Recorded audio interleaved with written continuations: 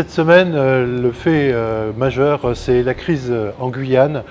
La ministre des Outre-mer, Ericka Barège, s'y est rendue avec le ministre de l'Intérieur, avec un marathon de négociations infernales. Tout ça, pourquoi? Pour présenter un plan de très court terme avec des mesures d'urgence à 1 milliard, qui coûterait 1 milliard à la France, et également une fin de non-recevoir de la part des manifestants, notamment les fameux 500 frères cagoulés.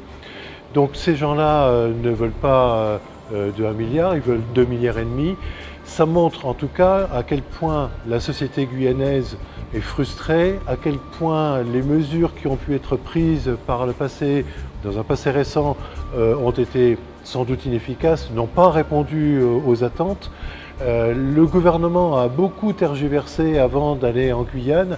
Des hauts fonctionnaires avaient été envoyés et le gouvernement pensait que ça suffirait. Eh bien non, grave erreur d'analyse, grave erreur de jugement. Les Guyanais en ont marre. Sans doute sont-ils beaucoup trop exigeants par rapport à ce que la communauté nationale peut leur donner, mais il est évident également que d'autres réponses très politiques doivent être apportées, et au plus tôt. La période est mal choisie, à 3 semaines de la fin d'un gouvernement, mais ça montre aussi à quel point la tension a été en train d'éclater, en train de provoquer un rassemblement de la population, toute origine confondue, contre le gouvernement.